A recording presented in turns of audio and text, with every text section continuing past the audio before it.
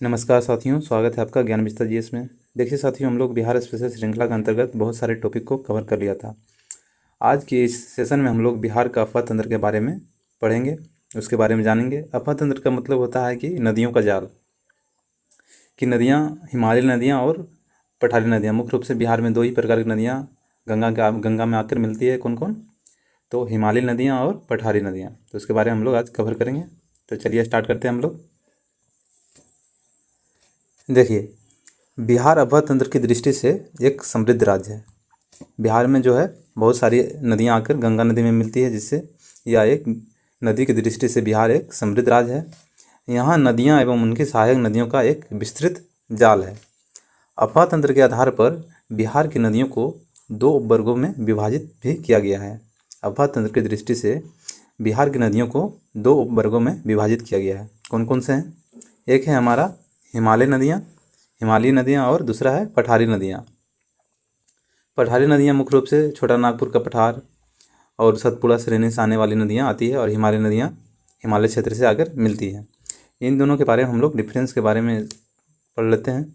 देखिए, हिमालयी नदियाँ जो है, ये जो है वर्ष भर इसमें वर्षा पानी रहती है, और ये सदानीरा नदियाँ कहलाती है। यह वर्ष भर जल का प्रवाह होती है इसमें, इसलिए इसे सदानीरा नदियाँ कहते हैं। और जो पठारी नदियाँ हैं, यहाँ पर वर्षा आधारित नदियाँ आती है। वर्षा के ऊपर डिपेंड करता है कि कब इसमें पानी रहेगा और कब नहीं रहेगा। अगर वर्षा होगी तो पठारी नदियों में पानी रहेगा, और नहीं होगी तो नहीं रहेगा। हिमालयी नदियाँ जो है उत्तर से दक्षिण की ओर प्रवाहित होती है। हिमालयी नदियाँ जो है उत्तर से दक्षिण की ओर प्रवाहित होती है, और पठारी नदियाँ जो है दक्षिण से उत्तर की ओर प्रवाहित होती है। हिमालयी नदियाँ जो है पूर्ववर्ती होती है, और जो है पठारी नदियाँ जो है अनुवर्ती होती है। क्या होती है? अनुवर्ती होती है। हिमालयी नदियाँ जो है इसमें बहुत सारे जल होने के कारण ये बड़े बड़े डेल्टा का निर्माण भी करती है। क्या? डेल्टा का निर्माण भी करती है। और जो पठारी नदियाँ हैं, ये छोटे डेल्टा का निर्माण करती है, क्योंकि इसमें जल की कमी होती है। जो हिमालयी नदियाँ जो है अभी मुख्य रूप से बाल्या अवस्था में, क्या है? बाल्या अवस्था में है। और जो पठारी नदियाँ हैं ये प्रौढ़ा अवस्था में हैं, अपने प्रौढ़ा अवस्था में है। और हिमालयी नदियाँ जो है ये मार्ग परिवर्तन के कारण इसमें बहुत सारे गोखुर झील भी बनते हैं। यहाँ इस नदी में, हिमालयी नदियों में गोखुर झील भी देखने को मिलती है। लेकिन जो पठारी नदियाँ हैं ये अपने सीधी गमन करने के लिए जानी जाती है। ये सीधी गमन करती है। क्या? सीधी गमन करती है। हिमालयी नदियों में अत्यधिक जल संग्रहण के कारण ये बाढ़ का भी कारण बनती है। क्या? बाढ़ का कारण भी बनती है। जैसे कि कोसी हो गया, गंडक हो गया, महानंदा हो गया, बूढ़ी गंडक हो गया, ये सब नदियाँ बाढ़ का कारण बनती है बिहार में। और जो पठारी नदियाँ हैं ये बाढ़ की कम संभावना इसमें होती है। क्या? बाढ़ की कम संभावना होती है। हिमालयी नदियाँ में मुख्य रूप से गंगा हो गया, गंडक हो गया, कोसी हो गया, महानंदा हो गया, और बागमती जैसी नदियाँ इसमें हिमालयी नदियों में आती है। और जो पठारी नदियाँ में है, सोन हो गया, पुनपुन हो गया, फल्गु हो गया, अजय नदियाँ, ये सब नदियाँ पठारी नदियाँ हैं। आगे देखते हैं हम लोग। अगर हम मैप के माध्यम से समझने का प्रयास करते हैं तो देख लीजिए, जैसे कि हमारा गंगा नदी हो गया, बीच से गुजरती है, लगभग बीचों बीच से गुजरती है बिहार के मैप से। अगर इसमें देख लेते हैं गंडक नदी कहाँ से आती है, तो ये देखिए पश्चिम चंपारण के क्षेत्र से होते हुए गंडक नदी गंगा में आकर मिलती है। उसके बाद बूढ़ी गंडक है, उसके बाद है हमारा बागमती नदी, जो कि कोसी में आकर मिलती है, और कमला नदी भी कोसी में आकर मिलती है। और जो कोसी नदी है यहाँ फिर गंगा में आकर मिलती है। और लास्ट में जो है हमारी महानंदा नदी है, जो कि मेची से मिलकर बनी है। कौन? महानंदा नदी। जो कमला नदी है ये बागमती नदी की सबसे बड़ी सहायक नदी भी है। कौन? कमला नदी। अब देख लेते हैं पठारी नदियाँ कौन कौन से है। तो पठारी नदियाँ में हमारा हो गया एक सोन नदी, एक पुनपुन नदी, एक फल्गु नदी जिसे निरंजना नदी भी कहते हैं। निरंजना और मोहना नदी के मिलने से फल्गु नदी का निर्माण होता है। और दूसरा हो गया क्यूल नदी, और तीसरा यहीं पे जम्मू से निकलती है। कौन सा? अजय नदी, जो कि गंगा में जाकर मिलती है। आगे देखते हैं। अब हम लोग समझेंगे कि कौन सी नदियाँ का उद्गम कहाँ से होता है, और बिहार में कहाँ से वे प्रवेश करती है, और उनका मुहाना कहाँ होता है, या तो संगम कहाँ होता है। संगम मतलब कि वो नदियाँ किस जगह पे जाके मिलती हैं, या तो बड़ी नदियाँ से या तो समुद्र में जाकर। इसके बारे में समझेंगे। यहाँ से क्वेश्चन बनते हैं तो इसके बारे में जानना अति आवश्यक हो जाता है। तो हम लोग समझेंगे। चलिए हम आपको बताने का भी प्रयास करेंगे कि किन किन बातों को, कौन कौन से फैक्ट को आपको ध्यान में रखना है। तो चलिए हम लोग देख लेते हैं। जैसे कि हमारा मुख्य रूप से बिहार की जो नदी है गंगा नदी है। इसी में आकर बहुत सारी नदियाँ मिलती है और एक बड़े जल क्षेत्र का निर्माण करती है। तो इसका वो गंगा नदी का उद्गम कहाँ है, तो आप लोगों को पता ही होगा कहाँ है, तो उत्तराखंड में है, जो कि गंगोत्री ग्लेशियर से निकलती है। और ये बिहार में कहाँ प्रवेश करती है, तो बक्सर चौसा नामक स्थान पे प्रवेश करती है बिहार में। इसको आपको ध्यान में रखना है, कहाँ से प्रवेश करती है, तो बक्सर जिले में प्रवेश करती है। और कौन सा स्थान है, तो चौसा। चौसा आपको ध्यान में रखना होगा क्योंकि ये बिहार की मुख्य नदी है, इसलिए इसको आप ध्यान में रख लीजिएगा। और इसका मुहाना कहाँ है, तो बंगाल की खाड़ी में है। बंगाल की खाड़ी में समुद्र में जाकर मिलती है।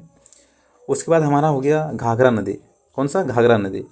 घाघरा नदी का उद्गम है तिब्बत का क्षेत्र है, तिब्बत का क्षेत्र है। और ये बिहार में सिवान जिले में प्रवेश करती है और ये गंगा नदी में सारण के क्षेत्र में आकर मिल जाती है। हम आपको घाघरा नदी दिखा देते हैं एक बार कि घाघरा नदी कहाँ से निकलती है, उद्गम होती है, तो तिब्बत क्षेत्र से। देखिए ये हमारा घाघरा नदी हो गया। क्या हो गया, घाघरा नदी हो गया। जो घाघरा नदी है इधर से आती है लगभग तिब्बत क्षेत्र से यूपी होते हुए यहाँ सारण में प्रवेश करती है। उसके बाद सिवान में आकर गंगा नदी में आकर मिल जाती है। उसके बाद हम लोग गंडक नदी के बारे में देखते हैं। देखिए गंडक नदी है, तीसरा नंबर का नदी है गंडक नदी, जिसका उद्गम है नेपाल का क्षेत्र। कहाँ है, नेपाल का क्षेत्र। ये जो है बिहार में कहाँ प्रवेश करती है, जो कि पश्चिमी चंपारण का क्षेत्र जो है वाल्मीकि नगर में ये प्रवेश करती है।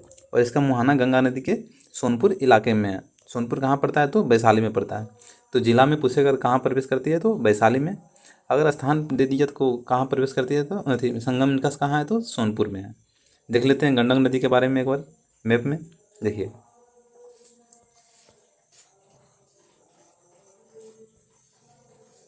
देखिए ये हमारा गंडक नदी हो गया।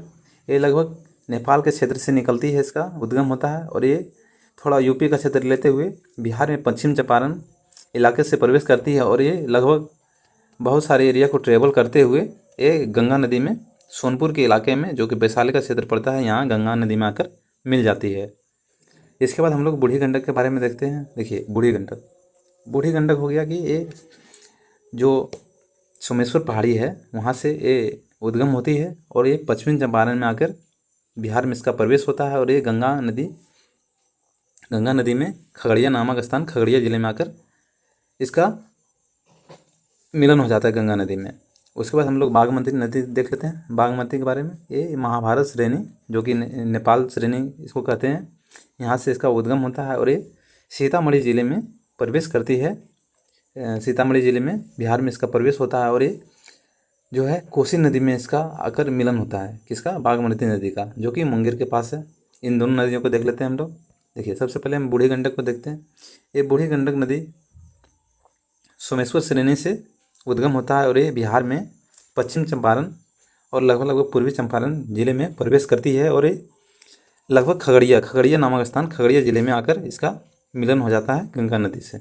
और बागमती नदी जो है ये सीतामढ़ी जिले में बिहार में प्रवेश करती है और ये कोसी नदी में आकर मिलती है। और कमला नदी भी जो है कोसी नदी में आकर मिलती है और ये बड़े जल क्षेत्र का निर्माण करती है। और कुर्सेला नामक जो कटिहार का क्षेत्र है, कुर्सेला नामक जो कटिहार का क्षेत्र है, यहाँ कोसी नदी का गंगा नदी में मिलन हो जाता है।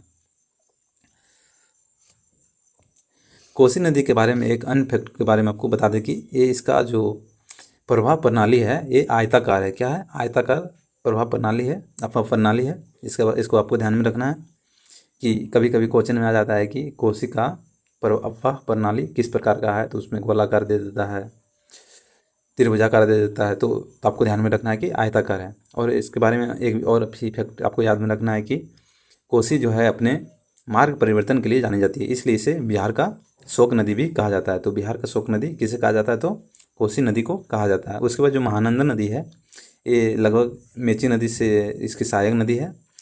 ये बिहार से होते हुए पश्चिम बंगाल में मालदा नामक स्थान में इसका गंगा नदी में प्रवेश कर जाता है। उसके बाद गंगा नदी बांग्लादेश में इसका एक मुहाना चल जाता है, एक मुहाना पश्चिम बंगाल में चल जाता है और दोनों बंगाल की खाड़ी में जाकर मिल जाती है। और ये एक डेल्टा का निर्माण करती है, जिसे सुंदरबन का डेल्टा भी कहते हैं।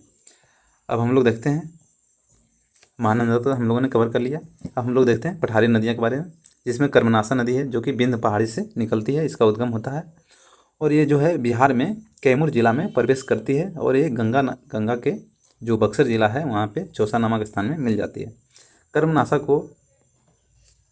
कर्मनाशा नदी को पुराणों में अपवित्र नदी भी कहा जाता है, क्योंकि इस नदी में नहाने से कर्म का नाश हो जाता है, ऐसा मान्यता है। चलिए सोन नदी के बारे में हम लोग देखते हैं। तो सोन नदी का उद्गम जो है, आपको इसको ध्यान में रखना है कि अमरकंटक पहाड़ी जो है मध्य प्रदेश का, वहाँ से इसका उद्गम होता है। कहाँ से? अमरकंटक पहाड़ी मध्य प्रदेश से इसका उद्गम होता है। और जो है ये बिहार में रोहतास जिले में प्रवेश करती है, रोहतास जिले से प्रवेश करती है और ये जो है गंगा नदी में कहाँ मिलती है? तो दानापुर क्षेत्र में मिलती है गंगा नदी में। अब उसके बाद हम लोग देख लेते हैं पुनपुन। पुनपुन नदी जो है झारखंड के पलामू क्षेत्र से उद्गम होती है, पलामू क्षेत्र का एरिया से इसका उद्गम होता है, इसका पुनपुन का। और जो है ये औरंगाबाद जिले में बिहार में प्रवेश करती है और ये गंगा नदी में फतुहा नामक स्थान में मिलन होता है, किसका? पुनपुन नदी का। तो आपको दोनों को ध्यान में रखना है कि सोन नदी का गंगा नदी में कहाँ मिलन होता है? तो दानापुर में। और पुनपुन नदी गंगा नदी में कहाँ मिलती है? तो फतुहा नामक स्थान पर मिलती है। उसके बाद हम लोग देख लेते हैं जैसे फल्गु या निरंजना एक ही नदी है, फल्गु कह सकते हैं या तो निरंजना नदी कह सकते हैं या तो लीलांजना नदी कह सकते हैं, सब बात एक ही है। तो इसका उद्गम होता है छोटा नागपुर पठार क्षेत्र से। कहाँ होता है? तो छोटा नागपुर पठार क्षेत्र से। और ये जो है ये बिहार में गया जिले में प्रवेश करती है और ये पुनपुन नदी के साथ गंगा नदी में मिल जाती है। उसके बाद सकरी नदी है, छोटी नदियाँ हैं, ये छोटा नागपुर पठार में इसका उद्गम होता है, नवादा जिले में प्रवेश करती है और क्यूल नदी के साथ गंगा में मिल जाती है। तो क्यूल की सहायक नदी भी इसे कह सकते हैं, किसे? सकरी नदी को। छोटी नदी है, कभी कभी मिलान करने में दे दिया जाता है, तो आपको ध्यान में रखना है।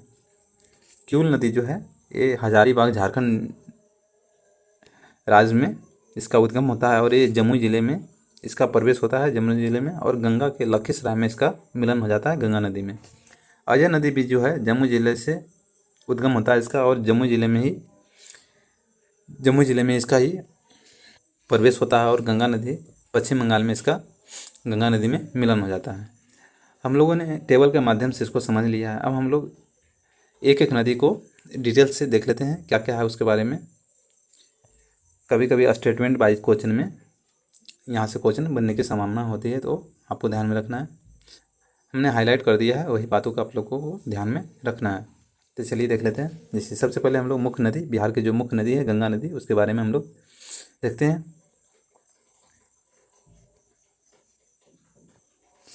सबसे पहले हम लोग गंगा नदी के बारे में देखते हैं। देखिए गंगा नदी जो है झारखंड उत्तराखंड के गंगोत्री ग्लेशियर से निकलती है। कहाँ से? गंगा नदी जो है उत्तराखंड के गंगोत्री ग्लेशियर से निकलती है और इसकी लंबाई जो है 2525 किलोमीटर है। और जिसमें बिहार में इसका लंबाई कितना है? तो 445 किलोमीटर है। और सबसे ज़्यादा लंबाई गंगा का है उत्तर प्रदेश क्षेत्र में, तो आपको ध्यान में रख लीजिएगा। तो बिहार में इसकी लंबाई कितना है? तो 445 किलोमीटर है और इसकी कुल लंबाई कितना है? तो 2525 किलोमीटर है।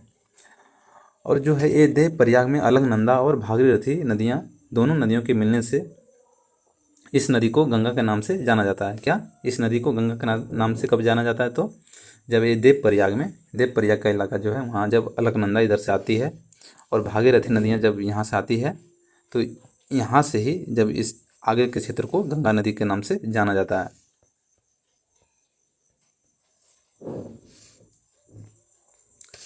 अब आगे देख लेते हैं। गंगा नदी बिहार की सबसे प्रमुख नदी एवं आपात तंत्र का आधार है।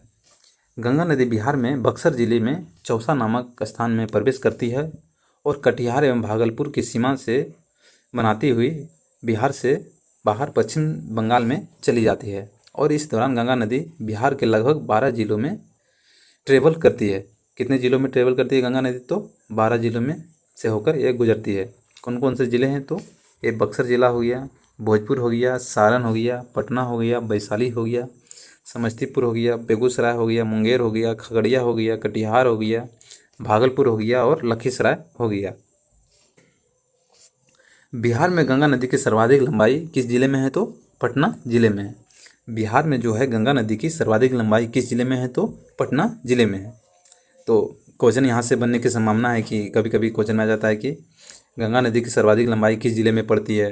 तो आपको ध्यान में रखना है, कहाँ है? तो पटना जिले में। गंगा नदी की जो सहायक नदियाँ हैं, जैसे कि हिमालयन नदियाँ और पठारी नदियाँ। तो हिमालयन नदियाँ मैं आप लोगों को पहले ही बता दिया कि घाघरा, गंडक, बूढ़ी गंडक, कोसी, सोन, पुनपुन, ये सब नदियाँ जो है, आदि नदियाँ जो है हिमालय नदियाँ और पठारी नदियाँ जो बिहार में गंगा नदी में आकर मिलती है। जबकि जो महानंदा है और अजय नदियाँ जो है बिहार में गंगा नदी से नहीं मिलती है, बिहार के बाहर गंगा नदी में मिलती है। महानंदा जो है पश्चिम बंगाल में मिलती है और अजय नदियाँ भी जो है पश्चिम बंगाल में गंगा नदी से जाकर मिलती है। इसको आपको ध्यान में रखना है कि जो महानंदा और अजय नदियाँ जो है बिहार में गंगा नदी से नहीं मिलती है, जबकि बिहार से बाहर गंगा नदी में मिलती है। गंगा नदी को बिहार में गंगा नदी को बांग्लादेश में पद्मा नदी के नाम से भी जाना जाता है और जो यह है अंततः बंगाल की खाड़ी में जाकर गिर जाती है और ये सुंदरबन डेल्टा का भी निर्माण करती है। कौन सी नदी? तो गंगा नदी। अब आगे हम लोग देखते हैं अन्य नदी के बारे में। अब अगला हमारा नदी है घाघरा नदी। इसके बारे में हम लोग देख लेते हैं कि घाघरा नदी का जो उद्गम है वो तिब्बत के क्षेत्र से होता है। कहाँ से होता है घाघरा नदी का उद्गम? तो तिब्बत के क्षेत्र से होता है। और जो है ये बिहार में कहाँ प्रवेश करती है? तो सिवान जिला में प्रवेश करती है, सिवान क्षेत्र में प्रवेश करती है। और जो ये नदी है उत्तर प्रदेश और बिहार की सीमा बनाने का भी काम करती है। कौन सी नदी? तो घाघरा नदी। और जो है ये घाघरा नदी गंगा नदी में आकर कहाँ मिलती है? तो सारण जिले में गंगा नदी में मिल जाती है। देखिए आप लोग को एक बार दिखा लेते हैं कि घाघरा नदी उत्तर प्रदेश और बिहार की सीमा कैसे बनाती है। तो देखिए ये घाघरा नदी हो गया, लगभग उत्तर प्रदेश और बिहार की सीमा बनाती है। आपको इसको ध्यान में रखना है कि घाघरा नदी भी उत्तर प्रदेश और बिहार की सीमा का निर्माण करती है या सीमा का काम करती है। घाघरा नदी को अन्य कई नामों से भी जाना जाता है, जैसे कि इसको घाघरा नदी को सरयू नदी भी कहा जाता है। पुराणों में इसे सरयू नदी भी कहा जाता है और मैदानी भागों में इसे अभी वर्तमान में सरयू नदी कहा जाता है। इसे घोघरा नदी भी कहा जाता है, करनाली नदी भी कहा जाता है। कहाँ? नेपाल में। इसकी जो अन्य सहायक नदियाँ हैं जैसे कि राप्ती हो गया, छोटी गंडक हो गया और शारदा हो गया और भेरी सेती। तो इसकी जो सहायक नदियाँ हैं राप्ती, छोटी गंडक, शारदा, राप्ती और शारदा को आप ध्यान में रख सकते हैं। अब अगला हम लोग नदी के बारे में देखते हैं। कौन सी नदी है? तो गंडक नदी। गंडक नदी जो है विष्णु भगवान से संबंधित है। गंडक नदी को नारायणी नदी भी कहा जाता है। कहाँ? मैदानी भाग में। सप्तगंडकी कहाँ कहा जाता है? और शालिग्रामी नदी से कहाँ कहा जाता है? तो नेपाल में कहा जाता है। शालिग्राम नदी इसलिए कहा जाता है क्योंकि यहाँ पे जो शालिग्राम गोल गोल पत्थर निकलते हैं, इस कारण से शालिग्राम नदी भी कहा जाता है। गंडक नदी की मुख्य शाखा जो है धौलागिरी और अन्नपूर्णा श्रेणियों को पार करते समय ये गोर्ज बनाती है और बिहार में भैंसालोटन नामक स्थान में प्रवेश करती है, जो कि भैंसालोटन कहाँ है? तो पश्चिमी चंपारण में है। यह उत्तर प्रदेश और बिहार के बीच लगभग 45 किलोमीटर की सीमा भी बनाती है। इसकी जो सहायक नदियाँ हैं, गंडक नदी की जो सहायक नदियाँ हैं उसमें एक हो गया काली गंडक हो गया और त्रिशूली हो गया। दोनों को ध्यान में रखिएगा कौन कौन है? काली गंडक और त्रिशूली गंडक नदी की सहायक नदियाँ हैं। इससे मिलने वाले गोल गोल जो पत्थर हैं उसी को शालिग्राम पत्थर कहा जाता है। इसी कारण इसे शालिग्राम नदी भी कहा जाता है। अगला देख लेते हैं हम लोग बूढ़ी गंडक के बारे में। गंडक नदी के बाद तुरंत बूढ़ी गंडक आता है। तो सोमेश्वर श्रेणी के पश्चिमी भाग से निकलकर पश्चिमी चंपारण, पूर्वी चंपारण, मुजफ्फरपुर, समस्तीपुर, बेगूसराय आदि जिलों से बहते हुए अंत में यह खगड़िया जिले में गंगा नदी में मिल जाती है। किन किन जिलों से इसका प्रभाव क्षेत्र है? तो पश्चिमी चंपारण, पूर्वी चंपारण, मुजफ्फरपुर, समस्तीपुर, बेगूसराय आदि जिलों से बहते हुए अंततः खगड़िया जिले में गंगा नदी में मिल जाती है। इसका जो अन्य नाम है इसे सिकरहना भी कहा जाता है। क्या कहा जाता है? तो सिकरहना भी कहा जाता है। कौन से भाग में? तो ऊपरी भाग में से कहा जाता है। इसकी जो सहायक नदियां हैं, इस सहायक नदियों में एक है मसान, बेलोर, तिऊर और धनोती। इसकी जो है सहायक नदियां हैं किसकी? तो बूढ़ी गंडक की। अगला हम लोग देखते हैं बागमती नदी। क्या देखते हैं? बागमती नदी। यह नेपाल में हिमालय की महाभारत श्रेणी से इसका उद्गम होता है और ये बिहार में सीतामढ़ी जिले में प्रवेश करती है। सीतामढ़ी जिले से ये प्रवेश करती है और यह अंत में गंगा नदी में मिल जाती है। बागमती नदी जो है कमला नदी से मिलकर कोसी नदी में जाकर अंततः मिल जाती है। पहले यह बूढ़ी गंडक में मिलती थी। कौन नदी? बागमती नदी, लेकिन अब जो है यह कमला नदी से मिलकर कोसी नदी में मिल जाती है। इसकी जो सहायक नदियाँ हैं किसकी, तो बागमती नदी की। इसमें है लाल बकिया, लखनदेई, मनहोरा, अधबरा और विष्णुमती। तो लखनदेई को आप ध्यान में रख सकते हैं कि लखनदेई किसकी सहायक नदी है, तो बागमती नदी की सहायक नदी है।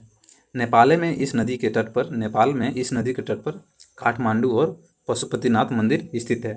तो यह नदी महत्वपूर्ण हो जाता है नेपाल के लिए भी और भारत के लिए भी, क्योंकि पशुपतिनाथ मंदिर भगवान शिव से संबंधित है और काठमांडू जो है नेपाल की राजधानी है। इस वजह से यहाँ से क्वेश्चन बनने की संभावना होती है और बनती भी है कि काठमांडू और पशुपतिनाथ मंदिर किस नदी के मुहाने पर या तट पर स्थित है, तो आंसर होगा तो बागमती नदी के तट पर स्थित है। कौन कौन, काठमांडू और पशुपतिनाथ मंदिर।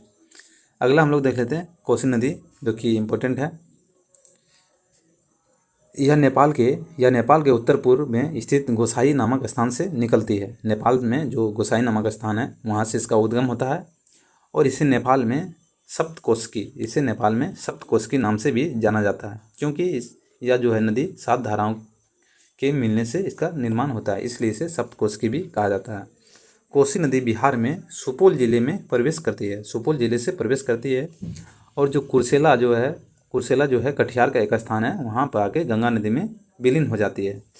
कोसी नदी अपने मार्ग परिवर्तन एवं बाढ़ के लिए कुख्यात है। कोसी नदी जो है अपने मार्ग परिवर्तन और बाढ़ के लिए कुख्यात है, इसलिए इसे बिहार का शोक नदी भी कहा जाता है, क्योंकि ये अपने बाढ़ के लिए हर साल अपने बाढ़ से बहुत सारे इलाके को तबाह कर देती है, इसलिए इसे बिहार का शोक भी कहा जाता है।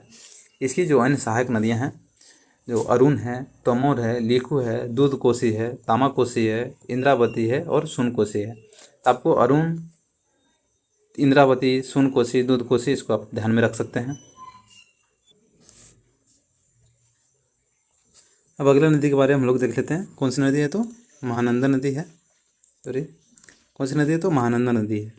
यह जो महानंदा नदी है ये पश्चिम बंगाल के ही दार्जिलिंग जिले की पहाड़ी से ये इसका उद्गम होता है। कहाँ से, तो पश्चिम बंगाल के दार्जिलिंग की पहाड़ी से इसका उद्गम होता है। और यह जो है पश्चिम बंगाल के मालदा क्षेत्र में ही गंगा नदी में मिल जाती है। और यह जो बीच में है ये बिहार में प्रवेश करती है, और यह जो है किशनगंज, पूर्णिया और कटिहार का क्षेत्र को कवर करती है। और अंततः पश्चिम बंगाल का एक क्षेत्र जो है मालदा का क्षेत्र, वहाँ गंगा नदी में जाकर मिल जाती है। तो यहाँ से इस प्रकार के क्वेश्चन में भी पूछा जा सकता है कि वह कौन सी नदी है जो एक ही राज्य से निकलती है और उसी राज्य में गंगा नदी में मिल जाती है, तो महानंदा नदी होगा। और बीच में ये बिहार में भी प्रवेश करती है, तो इसे बिहार की नदी भी कहा जा सकता है। और अब हम लोग देख लेते हैं दक्षिणी सहायक नदियाँ जो है गंगा नदी की, जो है दक्षिणी सहायक नदियाँ, उसमें सबसे पहले कर्मनाशा नदी है। इसकी उत्पत्ति जो है कर्मनाशा नदी की, इसकी विंध्य पहाड़ी से इसकी उत्पत्ति होती है, और यह जो है बिहार और उत्तर प्रदेश की सीमा भी निर्धारित करती है। क्या, बिहार और उत्तर प्रदेश की सीमा भी निर्धारित करती है। और यह जो है बिहार के चौसा नामक, जो कि बक्सर में पड़ता है, यहाँ पे आके गंगा नदी में मिल जाती है। यह दक्षिण बिहार की सबसे पश्चिमी नदी है, जो है दक्षिण बिहार की सबसे पश्चिमी नदी है। कैसे पश्चिमी नदी है, देखिए मैप के माध्यम से सबको समझाते हैं।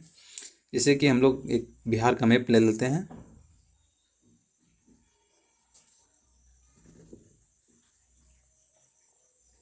मान लेते हैं बिहार का मैप है। देखिए जो कर्मनाशा नदी है लगभग यहाँ से निकलती है और यहाँ से बक्सर नामक स्थान पे मिल जाती है, इसलिए यहाँ जो है बीच में उत्तर प्रदेश का क्षेत्र पड़ता है, इधर यूपी का, इधर बिहार का पड़ता है, इसलिए यह उत्तर प्रदेश और बिहार की सीमा भी निर्धारित करती है। और यह जो है दक्षिण बिहार के सबसे पश्चिमी क्षेत्र में पड़ता है, इसलिए यह दक्षिण बिहार की सबसे पश्चिमी नदी भी माना जाता है। कर्मनाशा नदी को पुराणों में या इतिहास में, प्राचीन इतिहास में से अपवित्र नदी भी कहा जाता था और अभी भी माना जाता है। सोन नदी के बारे में देख लेते हैं। सोन नदी जो है मध्य प्रदेश की अमरकंटक पहाड़ी के मैकाल श्रेणी से निकलती है, और यह जो है रोहतास बिहार एवं गढ़वा जिले झारखंड के बीच बिहार में प्रवेश करती है। रोहतास और झारखंड का जो क्षेत्र है गढ़वा जिला, उसके बीच से बिहार में प्रवेश करती है। यह जो है रोहतास एवं भोजपुर के पूर्वी सीमा बनाते हुए मनेर दानापुर में गंगा नदी में मिलती है। जो सोन नदी है सोन नदी जो है यमुना के बाद गंगा नदी की दूसरी सबसे बड़ी दक्षिणी सहायक नदी है। तो गंगा नदी की सबसे बड़ी दक्षिणी सहायक नदी तो उसमें होगा यमुना, और दूसरी में सोन नदी हो जाएगा। इसकी जो प्रमुख सहायक नदियाँ हैं उसमें हैं रिहंद, कन्हार और उत्तरी कोयल। तो उत्तरी कोयल और रिहंद को आपको ध्यान में रखना होगा। सोन नदी पर जो है बहुत सारे बांध बनाए गए हैं। इसमें है डेहरी बांध, इंद्रपुरी बैराज, बांध सागर बांध जो कि मध्य प्रदेश में है, और डेहरी बांध जो है रोहतास में है। सोन नदी पर बने नहरों ने नहर कैसे बना, तो बांध बनने के कारण यहाँ पे नहर बनाया गया है, जिसके कारण रोहतास और भोजपुर का जो क्षेत्र है शुष्क मैदानी क्षेत्र को बिहार का मुख्य चावल उत्पादक क्षेत्र बनाया गया है। यहाँ पे जो नहरों के माध्यम से नहरों का जाल बिछाया गया है और सिंचाई का एक साधन दिया गया है, जिससे यहाँ पे गेहूँ चावल का सर्वाधिक उत्पादन होता है। तो बिहार में सर्वाधिक गेहूँ और चावल का उत्पादन करने वाला जिला रोहतास बन गया है। तो ये अन्य फैक्ट भी ध्यान में रख सकते हैं कि चावल और गेहूँ में मुख्य उत्पादन की दृष्टि से कौन सा जिला टॉप पर है, तो रोहतास जिला है। किसके कारण है, तो सोन नदी पर डेहरी बांध बन जाने के कारण, जिससे वहाँ पे बहुत सारे नहर बनाए गए हैं। अब हम लोग देख लेते हैं पुनपुन नदी के बारे में। पुनपुन नदी जो है झारखंड के पलामू जिले के छोटा नागपुर पठार से निकलती है। झारखंड के पलामू जिले के छोटा नागपुर पठार से इसका उद्गम होता है, और यह जो है बिहार के औरंगाबाद, जहानाबाद होते हुए फतुहा में गंगा नदी में आकर मिल जाती है। तो फतुहा में किस नदी का मिलन गंगा नदी में होता है, तो पुनपुन नदी का होता है। इसकी जो प्रमुख सहायक नदियाँ हैं उसमें मोरहर है, मादर है, दरधा है। तो आपको मोरहर मादर ध्यान में रखना है। मादर तो क्वेश्चन में पूछा गया है कि पुनपुन नदी की कौन सहायक नदी है, तो मादर है। मादर किसकी सहायक नदी है, तो पुनपुन है। ऐसे बहुत सारे क्वेश्चन आए हुए हैं। पुनपुन नदी जो है दक्षिण बिहार की दूसरी सबसे प्रमुख सहायक नदी है। तो पहली कौन है प्रमुख सहायक नदी, तो सोन है, उसके बाद पुनपुन नदी का स्थान आता है। अब हम लोग फल्गु नदी के बारे में देखते हैं। फल्गु नदी के बारे में, फल्गु नदी जो है हजारीबाग पठार से निकलने वाली लीलांजन, जिसे निरांजना कहते हैं, तथा मोहना नदियों के मिलने से इसका निर्माण होता है, किसका, फल्गु नदी का। और जो यह है अंततः गया होते हुए पुनपुन नदी में यह मिल जाती है। कौन सी नदी, तो फल्गु नदी, और बाद में ये गंगा नदी में मिल जाती है। गया में फल्गु नदी के पास विष्णुपद मंदिर स्थित है। गया में जो है फल्गु नदी के पास विष्णुपद मंदिर स्थित है, जहाँ पितृपक्ष के दौरान लाखों की संख्या में हिंदू धर्म के तीर्थयात्री यहाँ आते हैं, और यहाँ फल्गु नदी के किनारे ही पिंडदान किया जाता है। तो यहाँ पे एक अन्य फैक्ट आपको बता दें कि विष्णुपद मंदिर जो है गया में है, और यह फल्गु नदी के किनारे में है। इसका निर्माण जो मध्य प्रदेश की है अहिल्याबाई होलकर ने इसका निर्माण करवाया था, किसका, विष्णुपद मंदिर का। आपको ध्यान में रख लीजिएगा इसको। फल्गु नदी पर ही भारत का सबसे बड़ा रबर डैम गया जी डैम बनाया गया है। तो भारत का सबसे बड़ा रबर डैम किस नदी पर बनाया गया, तो फल्गु नदी पर बनाया गया है। फल्गु नदी के किनारे ही गौतम बुद्ध को ज्ञान की प्राप्ति हुई थी, इसलिए यह नदी इंपॉर्टेंट हो जाता है कि गौतम बुद्ध को ज्ञान की प्राप्ति किस नदी के हुई थी, तो निरंजना नदी, या तो जिसे फल्गु नदी भी कहा जाता है। इसकी सहायक नदियाँ हैं। आगे हम लोग देखते हैं। आगे जो है कि बिहार में जो है नदियों के किनारे कौन कौन प्रमुख शहर स्थित हैं, उसके बारे में देख लेते हैं। जैसे कि गंगा नदी के किनारे पटना शहर स्थित है। मोकामा किस नदी के किनारे स्थित है, तो गंगा नदी। मुंगेर भी गंगा नदी, भागलपुर भी गंगा नदी, बक्सर भी जो है गंगा नदी। छपरा जो है ये घाघरा नदी के किनारे स्थित है। और हाजीपुर जो है ये गंडक नदी के किनारे स्थित है। हाजीपुर जो है वैशाली का क्षेत्र जो आता है वो भी गंडक नदी के किनारे स्थित है। और बांका वो है चांदन नदी, जिसे चानन नदी कहते हैं, ये चांदन नदी के किनारे स्थित है। कौन सा, बांका शहर। आगे देखते हैं सोनपुर जो है ये भी गंडक नदी के किनारे स्थित है। मुजफ्फरपुर बूढ़ी गंडक के किनारे स्थित है। खगड़िया बूढ़ी गंडक नदी, समस्तीपुर बूढ़ी गंडक नदी, दरभंगा ये बागमती नदी के किनारे स्थित है। किस नदी के किनारे, तो बागमती नदी के स्थित है। गया जो है फल्गु नदी, फतुहा शहर जो है पुनपुन नदी और गंगा नदी के किनारे स्थित है। और लखीसराय जो है क्यूल नदी के किनारे स्थित है। तो देखिए साथियों, आज का वीडियो हम लोग यहीं तक रखते हैं, नहीं तो वीडियो लंबा हो जाएगा। अगली वीडियो में हम लोग बिहार की नदी घाटी परियोजना के बारे में हम लोग कवर करेंगे। तो जय हिंद साथियों।